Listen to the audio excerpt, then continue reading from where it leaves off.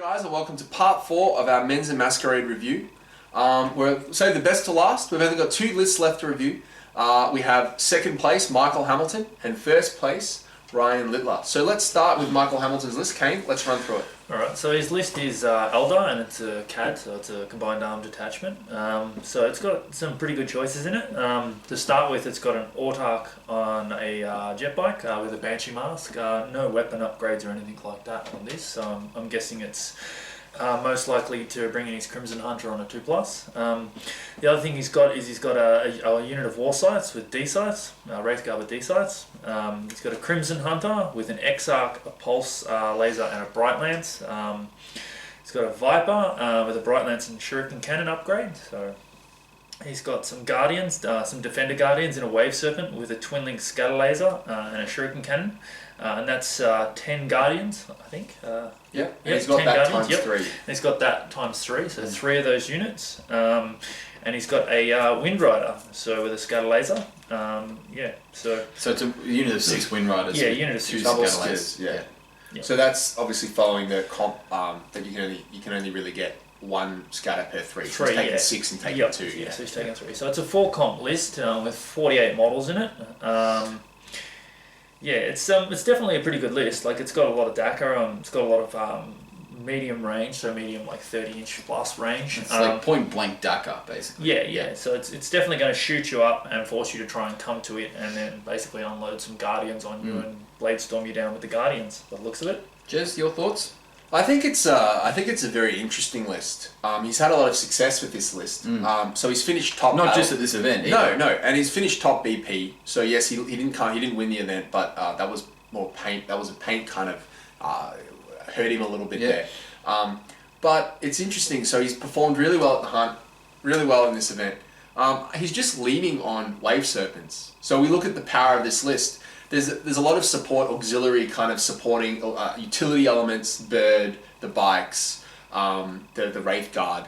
He's leaning on the power of the Wave Serpents with the Guardians. I spoke to Michael after our last video where I kind of had a bit of hypotheses about where I thought he would put those Wraith Guard. I remember saying I thought that he would put them in a Wave Serpent at the earliest possible convenience. He confirmed that that's what he was doing. So he was unloading a Guardian squad, getting those Wraith Guard in straight away. So it's too slow? I don't think so. I think it's a paradigm, like a strategy you'd continue. So I think you just get those Wraith Guard in there, get a squad of Guardians out backfield. His Guardians aren't upgraded, so he probably won't feel too bad about just having one sitting on a backfield objective. Yeah, they're going to be grabbing an objective. And then he just comes at you with 2 Wave Serpents with Guardians and 1 Wave Serpent with the D sides. Yeah. A very powerful, relentless advance that culminates in this big... Because obviously when Guardians get out with those shuriken catapults, only a 12-inch range, but they've got battle focus. Yeah. So they move 6, the vehicle moves 6, they disembark 6, they run with fleet, then they shoot 12. So it's a deceptively long range. And it's assault 2. And it's assault 2 with blade storm. Yeah, it definitely would do that. And I'd probably say he's, by turn 2, probably starting to press you with the bird, which comes on a 2+ as well. And that's got a lot of shots, high AP. He can definitely pop some transports and stuff like that with that and get the stuff out. So he's definitely able to pop medium armor, maybe a piece of heavy armor if you've got it, and just blade storm you down. Whatever's inside is just going to cop blade storms and obviously die. Like you can, So interesting choice there with the Bright Lances. So he's still got those from the last, because it's basically from his last list from the hunt. He's dropped his Wraith Knight and his Wraith Lord. That's probably basically dropped his list from the 1850 to 1350. Yep. So we've seen the Wraiths leave the list. Obviously the lonely Wraith Guard are left, but it's that same base skeleton of the hunt list. So just a ton, and the Bright Lance is obviously still there. So what do you think of those Bright Lances, guys? They're not a very commonly used weapon. Do you know what I mean? They're very fringe. I can see why he would want them, just as we said, to prop those transports and whatnot. Obviously a lot more effective than a lot of other Elder options at popping vehicles.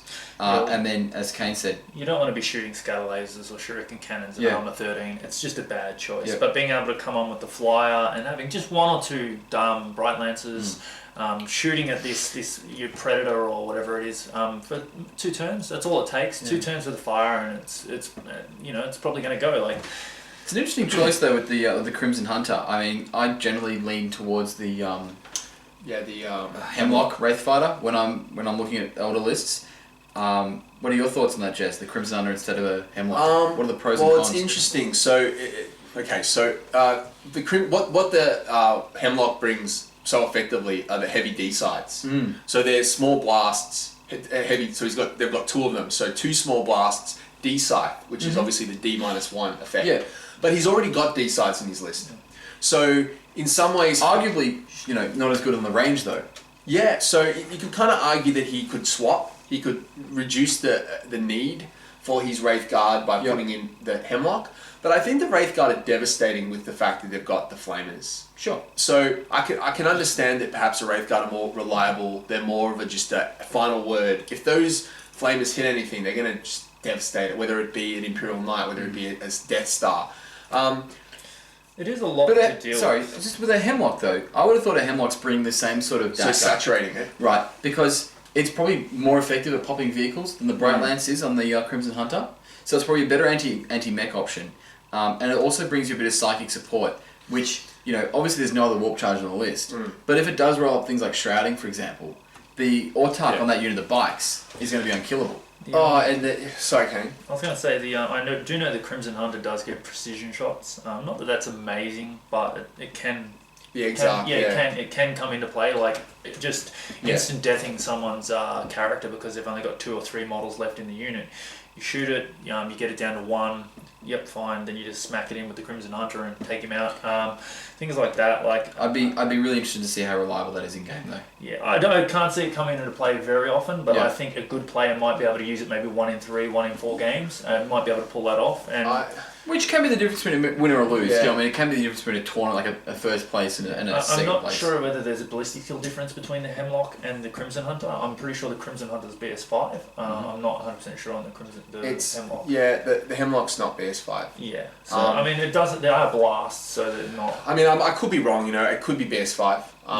But the Hemlock is, I've used it a couple of times. I've had a lot of success with it. I feel like it benefits more in lists that actually have psychic support. Yeah, sure. Because it benefits from being able to use its Skyfire, like a Skyfire psychic shriek against like a Flyer or something is really good. Yeah, definitely. It's got guaranteed shrouding because it can just default back to reveal conceal. Yeah. And that is really good when you can cast it. But if you've only got 2 base warp charge plus whatever you roll, it's very difficult. You might not necessarily, your opponent's going to go all in at dispelling it. Yeah.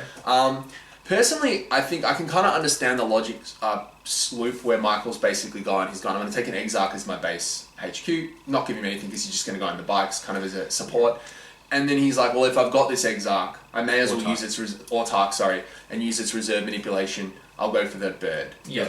I personally think it's a bit of a mistake. I think he's kind of like this kind of value progression is kind of like sunk him into what might be a bad investment. Yeah. I personally would it's like chasing money when you're losing games. Yeah, I'm not. Obviously, he's performing really well, and I would be really interested to hear his opinion, and we might do an interview with him at some point. But this might be out of left field, and Michael might listen to this suggestion and just shut it down straight away. I would personally like to see him drop that bird and use those points to upgrade these triple wave Serpent Guardians into a Dire Avenger Shrine.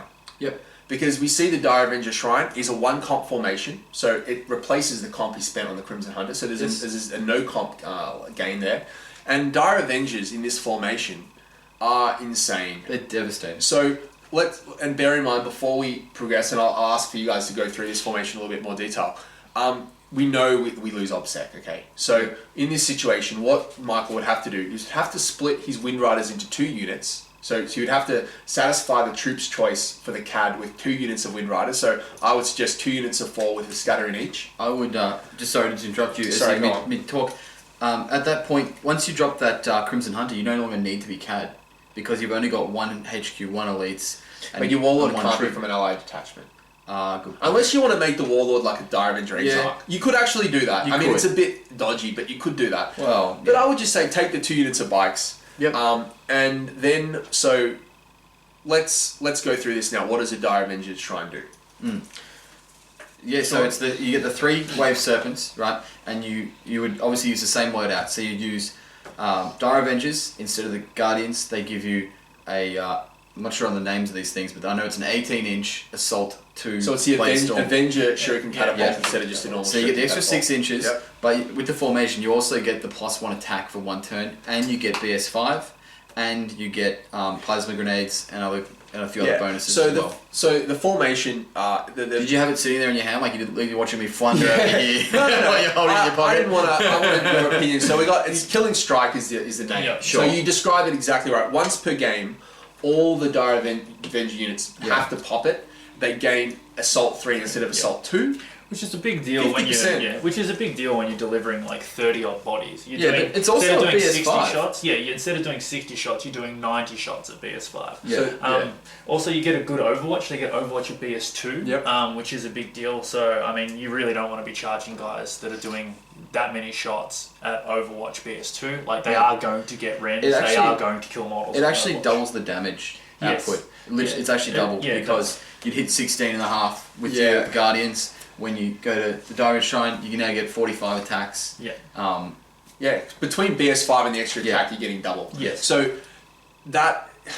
what makes this so good is that you don't pay points for the Dire Avenger Shrine upgrade. You're just paying comp. So in uncomped, this is a very common formation that other players take because it's free value. It's like Battle Company, free value. Yeah. In this situation, the downside of it is obviously he's paying 4 points extra per model. Yeah. So if we do that over 30 models, we're talking about 120 points. Yeah. Now he's spent more.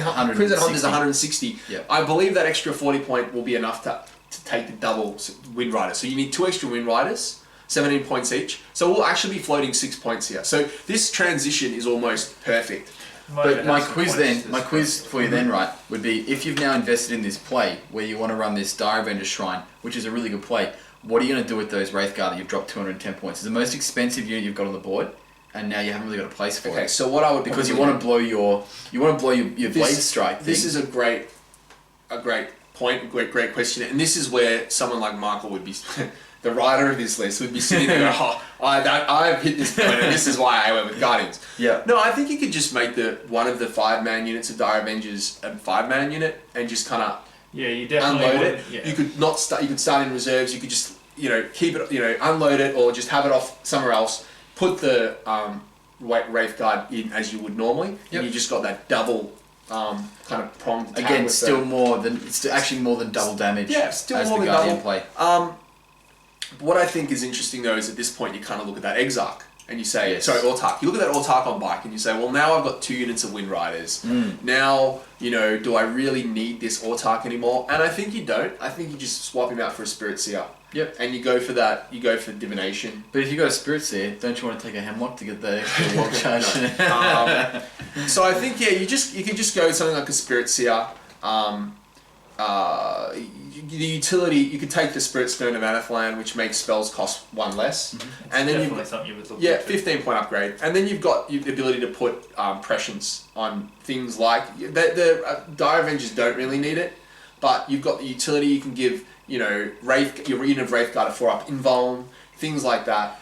Very effective. I've seen some really effective stuff with an Autarch running in a unit of Wraith Guard, because it can obviously add a lot of defensive power from things like shrouding, the 4-up invul, etc., etc.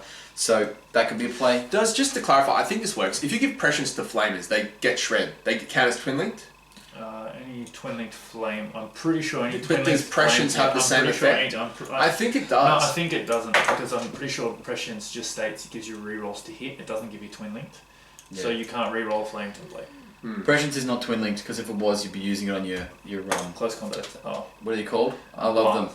It does work on that. No, it actually does. Only for the first drop, not for the. It's not twin linked, so it's not. You don't get it on the rerolls. I thought it did. Anyway, let's not argue rules. But anyway, I am very, very sure it says rerolls to hit. I agree with Caine. And it states that it works in close combat, but yeah. We'll check that and get back to you in the comments for this video with a double that kind of certainty.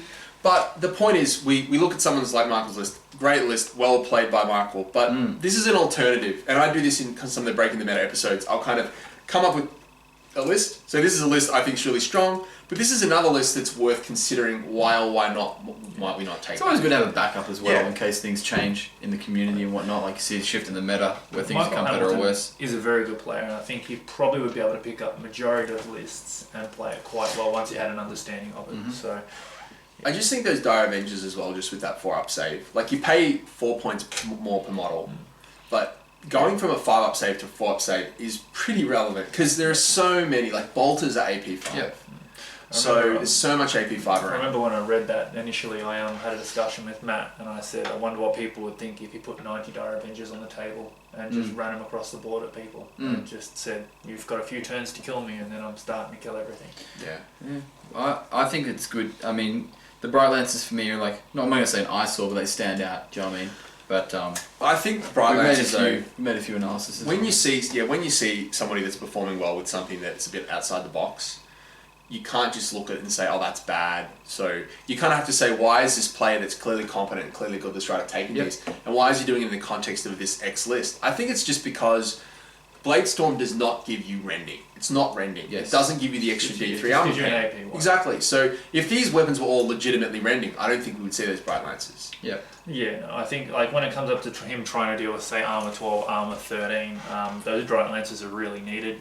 If he ran into, like, say, Matt Jackson's list with all the Dreadnoughts and didn't have those Bright Lancers, it's definitely going to cause problems. Puts too much pressure on the Wraith Guard, and then Jackson would just be like, those Wraith Guard need to die. Yeah, and it gives you a target. And he wouldn't struggle with all the las cannons and auto cannons and whatnot. No. Yeah. Put enough wins on them, they go down. Yep, definitely. So. Well, I think, Sean, Closing thoughts are, I think we've covered it pretty well. There's a few things there that are optional choices that are just variations. Obviously the list is good. Obviously it's already done really well with it. So congratulations to Michael. There's some food for thought, I suppose. And like Lachlan, he's taken advantage of the fact we didn't use small games, and he's capped out his vehicles at a point that would have hit the threshold if we did use small games. So it shows that both of these players they've adapted their lists for a specific tournament and a specific player pack, which is also worth mentioning. Good work. Yeah, Well done, congratulations, boys. bud. Okay. That takes us up to the last list. Did you want to... Sure. No, you go for it. Maybe I'll get this one out, Yeah. will I? I hope I had the right list. Did I give it to you? Ryan Littler's list, while the guys try and find it, was a scout spammer. Oh, here it is. Sorry, boys. It's falling on the floor. Another thing he's hidden in his pocket. So look at this. Okay. So Ryan Littler, who came first to the event, capping in at 1341 points, credits spent 3. The list is a librarian on a bike with melter bombs and the armor of shadows. This is obviously the Raven Guard chapter tactics. His troop options, he has 6 units of scouts with various loadouts. They've got 2 units here with shotguns and some melter bombs on 1 unit. Land speeder storms, 2 of. Another unit with land speeder storms, one with bolt guns and a combi grav. There's a combi plasma in another unit. There's a big unit of 10 with snipers, heavy bolter, camo cloaks, and then the last unit's just snipers, camo cloaks, heavy bolter with hellfire shells. He's got a unit of 2 land speeders with multi-molters, 2 units of scout bike squads with the grenade launchers, and we'll go over those because they're an interesting choice. And then there's a predator and a Vindy. So, Sorry. yeah, go on. You missed the Nihilist. The Nihilist. Sorry, the Nihilist is on the unit of 10, and it's it's definitely a good choice. I had the pleasure of playing him round 3. The Nihilist is a really good piece of work. I'll read out what it does. Sorry, if you just give me a sec. Cover me. Sure. Yeah, basically it's strength 6 with Against armor bane vehicles? against vehicles. Yep. It's a poison weapon with rending or something like that, I believe. It's got armor bane. Armor bane. And It's a sniper rifle, so it has rending, and it's so AP3. like as a ranged weapon, and I believe the unit has split fire. I think you can split it. Yes. So as a weapon, it is phenomenal piece of wargear.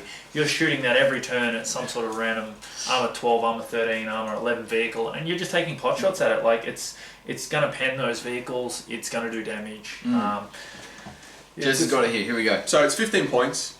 It is 36 range. So by the way, it's 15 points, but it has to replace a veteran scout sergeant's bolt gun. So you have to pay that extra 10 points that you might not have paid for a veteran sergeant. So it's kind of like a 25 point upgrade.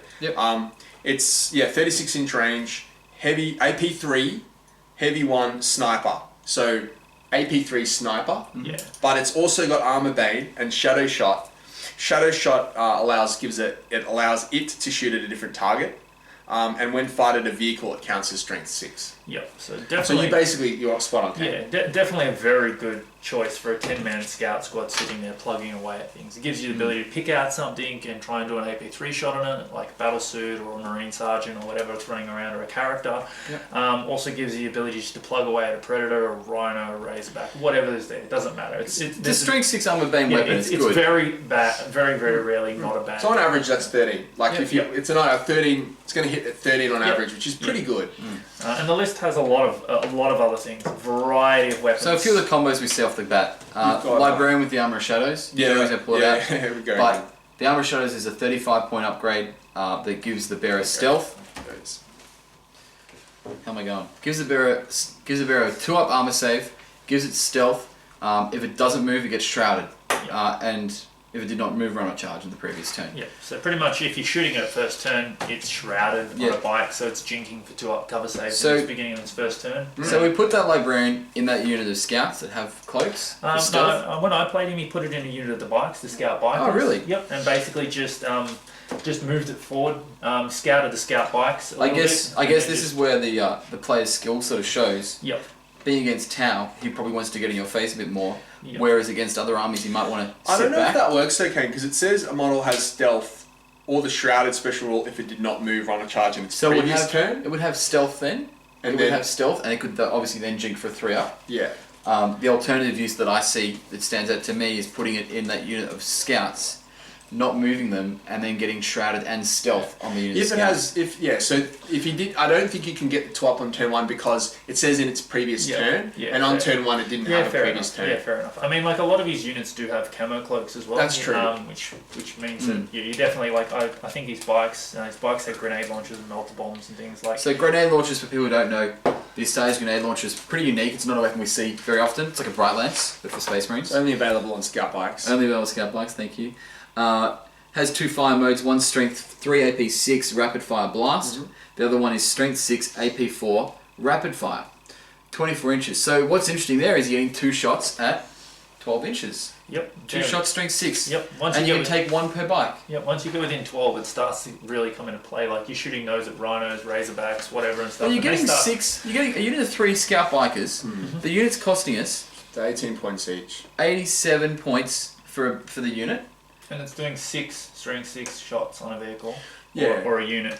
Especially if you've got like 4+ armor. 5-point upgrade. Yeah, 5-point upgrade on an 18-point model. Yeah, it's 23 points. It's pretty formidable. Yeah, it's definitely a good choice. The list is definitely like an alpha strike sort of a list. It's all scout moves. It's all infiltrates. Tons of fast speed. It relies quite heavily on really good play or having a really good first turn.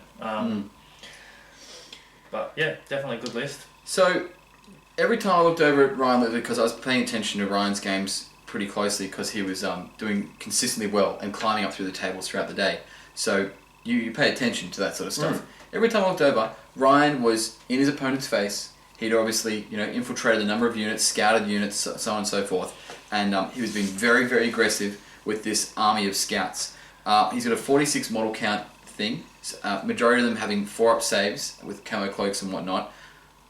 What are our thoughts? They hit as hard as Space Marines. Yeah. So he's leaned on again in this situation the multiple sources of power for Marines. So we discussed earlier when we talked about Matt Jackson's list how scouts are a superior option to tactical Marines. Yep. Now I'm not saying Ryan Littler's going around abusing something. He's obviously taken a very themed list. This is a Raptors themed list. Yes. Raptors they're a Raven Guard successor chapter, notorious for their stealth tactics like Raven Guard, but even more so. Yep. So they're very good at just striking from the shadows. Yep. Where Raven Guard are kind of really into using kind of like assault Marines coming in. Raptors kind of will snipe you out from the shadows. So he's taking a very fluffy army, but he's using what is a superior troops choice to tactical Marines, notwithstanding being part of a battle company. He doesn't have a battle company. He's using the optimal troops choice for Space Marines. Yeah. I mean, it's still a very good list. It still plays very functional like a battle company. Like you've got these land speeders that are on top of you. They're delivering scouts. You've got these scouts. So you've got so many different sources to shoot at and deal Look, he's damage using a to. couple of weapons which we don't see often, and they are the grenade launchers. And I just double checked just then. Launcher. No, I was just double checking because he can only take 3 grenade launchers per unit. Yeah. So that's why he's got units of 4 with only 3 grenade launchers. Yeah. So obviously he's trying to Is max that out. what's called the Landspeeder Storm weapon? The Landspeeder Storm is the Cerberus grenade. Cerberus grenade. Not Yes. Tempest is the Dark Reaper one. Sorry. So that's the other option. That's the other weapon we don't see often, which is the Landspeeder Cerberus. Storms. I think they're vastly underrated. Landspeeder Storms. I often run 2 myself. I run 2 when I can. Right. Having that. So it's a large, 18-inch large blast, strength 4, AP 4 with blind. Phenomenally good against things like Tau, Necrons, like. Well, Tau Yeah, obviously anything ignored with- it a little bit, but Anything Sure. with low initiative, it can be really, really good against. And it can put a lot of people on tilt. They don't realise you got blind, you start dropping their We're ballistic skill talking- and stuff. okay, we're talking about a 45-point model that's an assault vehicle. Yep. That holds 5 scouts that could have combat weapons. Yep. That shoots a strength 4 AP. Is it AP4 or AP5? AP 5. That'd be fun. Strength 4 AP5 large blast. That is an effective damage output on such a small model that also has a heavy bolter. Sorry, AP 6. AP6. Okay, so Yeah. well, that's not that relevant. It's not there for the AP Yeah, value. it's not there for the It's there AP. because it wounds on 4s and it's a large If pipe you plate. hit 6 or 7 models and Yeah. put 3 or 4 wounds on them, that's the Something's equivalent gonna of fail. shooting like 10 bolt gun Yeah, shots. something's definitely going to So you're putting out this immense output from such a cheap unit that's fast, it's obsec, it can flat out onto objectives, it can jink. It's got so much value. Yes. These things are costed in community comp. So a lot of his comp has gone into these kind of things because they're costed on the non-standard deployment table as well as on the vehicle table. And they're quite heftily costed on the NSD table. Yes. So 4 points I on don't really think they're undercomped as such. They're The just other a thing really they strong bring, unit. The other thing they bring not to forget is the I don't know what the rule is called. Scatter 4d6 for deep strikes. 46 Yeah. scatter. If anything tries to scatter within 12 inches, they scatter 46. Yeah. So Yeah, it's definitely a good list. Like I said, I had the pleasure of playing it, and I was able to kill almost all the land speeders and stuff, and do quite a bit of damage to it. But it's just so fast across the table. If he gets first turn, it's on top of you, and then he's basically dictating the way the game plays from there. You've got to really either try and hold out or run away, and depending on what you're doing, like his list definitely a good benefits. Sorry, his list benefits a lot from first turn. Yeah, definitely. So when you've got things like he's taken assault cannons on his land speeder storms. Yes. Now they're a pretty expensive upgrade. They're a 15-point upgrade on a land speeder chassis, so 2 whole points AV10. Yeah. it's 1/3 of the cost. And it's not a twin linked one either. No, it's definitely So when you make that thing jink, it's losing a lot of value. It can't fire its Cerberus launcher, and its assault cannon snap firing. Yeah. So I feel like his list. Like, if you asked him how many times he got first turn this event, out of 4 games, I would not be surprised if he got first turn 3 or 4 times. I think if this list does not get first turn, its power plummets. Yeah, correct. And, like, against you, how did that turn? Did he get first? Oh yeah, he definitely got first Yeah. turn. In the first turn, he managed to shoot up a few drones and probably I think killed 2 battle suits, and I think that was about it in his first turn. But in his first turn, I was able to deploy a lot out of range. Like I was just taking measurements on his Vindicators, on his multi-melters and stuff like that, and just setting myself back. So like, yeah, definitely getting first turn also gave him like really early charges. So I mean, me having first turn, I think in my first turn I killed 4 land speeders or 3 land speeders, and then damaged another 2, made him jink. So if I'd had first turn, I could have definitely probably just like made them walk across the table at me. So just to clarify, just out of curiosity, on your first turn, what was your primary target? Was it the land speeders, was it? Well, in the first turn, he didn't really get any of the guys out. He kept them in there. Sure. And he moved and scouted and basically stuck them all to a flank and tried to like come in at his flank. So in the first turn, I shot the land speeders, trying to get rid of the heavy weapons that could actually really try So and is this punch the me. land speeders with the multi-melters? I shot at the land speeders with multi-melters Yeah. and forced them to jink, and I think I damaged one pretty heavily. I think I did like 1 hull point on one and 1 on another or something Yep. like that. And then I think I blew up 2 of the other ones. I think I did like a hull point to the Predator in the first turn, and I think a couple of wounds on some scouts or something Yep. like that. What's your logic? Like when you're lining up against this list, right, and you see 2 AV-13 vehicles, Predator and a Vindy, and then you see these AV-10 vehicles that can jink on first turn for a 3-up because Raven Guard, Chapter Tactics, Guaranteed night fight. right? What's your logic for going after those land speeder storms before the Okay, vehicles? well, my list does have quite a bit. I didn't really cover this. My list did have quite a bit of ignores cover. I had 3 separate sets of smart missile systems. So twin link, strength 5, ignore, cover. So is it because you couldn't damage them because you were using well, spies? He's going through Jink. I was going through Jink with a lot of Sure. stuff. I also had 2 Sky Rays with marker lights. And a separate set of marker lights as well. Yeah. So I was able to try and take away a lot of the cover saves and stuff like that. Basically, like, I was able to quite heavily damage the land speeders in the first turn, whereas if I'd have gone for the Vindicators, I'm shooting an armor 13 with strength 7s. It's a risky play. It's The really conclusion hard. I'm trying to draw is I think that a lot of players who may not be as experienced as yourself, Caine, may not have the tools that you had, being Tau with the ignores cover and like the sort of mid-range strength shots. I think a lot of players would fall for the trap of just targeting Firing those the Vindicators, Predator and Vindy on first turn. Well, I was going to say because they're the big threats, like they're the big obvious choices on the list. And the problem with shooting at a Predator or Vindy is it's twofold. Okay, so the first problem is you're just less likely to do any damage. Yes. Because they're AV-13. And when you do damage, it's unlikely that damage is going to do much. Yeah, it's like, very sure, rare stunning a you Vindy or shaking or stunning a Vindy is good. Not as good on a Predator. I mean, it's still important, but it's just that it's hard to achieve that effect. Yes. Whereas when you do it on a Land Speeder Storm, you're mitigating its damage instantly before any dice are rolled. Yeah, correct. You say, I'm targeting you. He says Jink. You've already mitigated his damage by correct. You've like minimalised the output 90%, of right? the Because his assault cannon's crappy and his service launcher isn't firing. And you're also putting, when you do explode those Land Speeders, you're putting hits on these scouts that aren't very resilient to them either.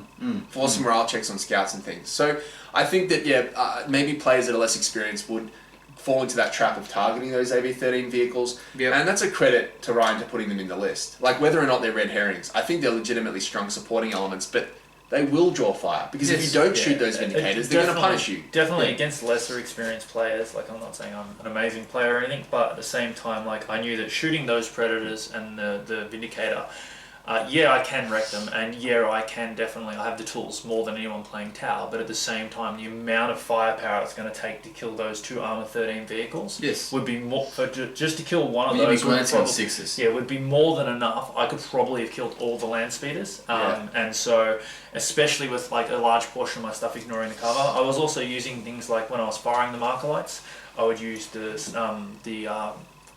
missiles from the Seeker missiles to ignore cover and shooting them on 2s, which is a really big play as well. Just small things like that. I was able to do lots and lots and lots. Ryan did play the list exceptionally well, He's got some really interesting choices. I mean, in terms of like improvement, like it's a very abstract list. It's very left of field. Yeah. We don't see this sort of thing ever, right?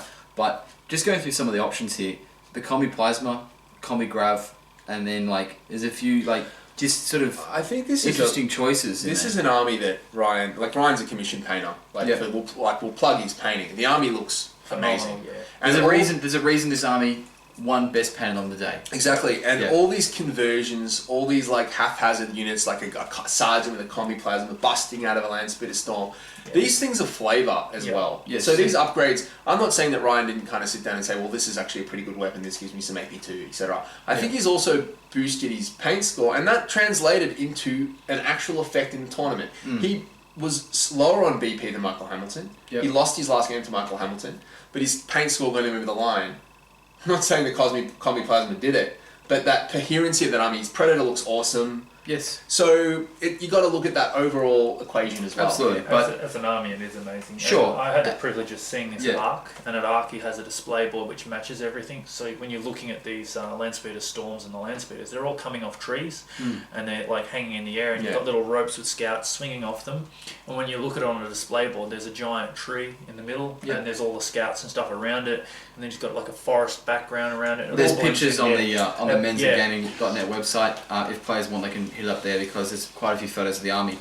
But I'm not going to denigrate. I'm not going to detract from what we've spoken about there. Obviously, he's taken these choices for a reason beyond just the gaming element. But while we're here, we're going to have a look at the gaming aspect of it, and we're going to look at these choices. And I'm going to make some suggestions here. Melter bombs on almost every squad. Not sure how relevant that is, and the combi weapons. Just having the 2 dispersed combi weapons. Again, interesting choice. Some of the things I'd be likely to do, particularly with a list like this, would be to drop some points, and again, look for those servo skulls off an Inquisitor, allowing your army to get guaranteed scouting and infiltrating. I think his army could really, really, really benefit from a Calidus Assassin. Giving a reroll to seize gives you a bigger chance to go for it. Also, Calidus can block infiltrates because you just place her an inch away from their models. His army really is in their face a lot, and a Calidus Assassin's just going to overextend that and just make it more in your face. Be there, have some AP2, some flamers. It's a big investment though. Yeah, 135 points on it. It is, but I mean, you can make it your Warlord. Like there are. I'd almost be inclined to even say Kodiaz. Like, look at Kodiaz here. The reason why I say Kodiaz, for those that, in a similar vein to what we're talking about with that Calidus, Sean's talking about an Inquisitor. So what you can do is you take Kodiaz, you take another Inquisitor with servo skulls, you take some Inquisitorial Stormtroopers or whatever. You could kind of do it in a Raptors theme, and because Raptors are a very logical kind of like pragmatic chapter, they would definitely lean on their kind of sub Astartes troops a lot. For practical, for groundwork and stuff like that. So fluff-wise, you could make sense of it. Sure. But what I'm trying to say is Kodiaz also forces your opponent to reroll a seize. Yep. And with a list like this, you do not want to get seized on. Yeah. Because if you think you're going first, like if I was playing Ryan's list and my Tau opponent got first, I would not deploy my Landspeeder Storms because I don't want them to get popped by one ignoring cover, target locking. Missile pod. Yeah. So what you do is you play really defensively when you think your opponent is going first. But the problem is when you get seized on, you think you're going first, then you get seized on. So something like Kodiaz to give you not only the reroll seize, but prevent your opponent from seizing goes from 1 in 6 to 1 in 36. Yeah, that's how would we squeeze that in, or is it feasible? The first place that we're looking at is those scout bikes. He's done an amazing job of getting maximizing utility in terms of taking the grenade launchers, but he's got 3 extra bodies there across the 2 squads, in addition to the melter bombs sprinkled throughout the list. I've been looking at dropping some of those things, and that way he's maintaining a very similar unit count, as in he's still got X number of units that can get around the board and apply pressure in different ways, but we're just capitalizing, every model is now relevant, do you know what I mean? We're removing some of these taxes that he's paid. So I look at the combi weapons, the melter bombs across the board, and those extra few bikes. So it's roughly 100 points. What I'd probably be looking at doing is dropping that Armor of Shadows, because the Armor of Shadows is giving that Librarian a 12 armor save. Yep. So I could imagine Ryan going on prescience, trying to go for precog, try to get it gives him a lot of options for lots of value. They get you can get prescience on that to scouts, you get a reroll on Nihilus. It just gives you lots of value there.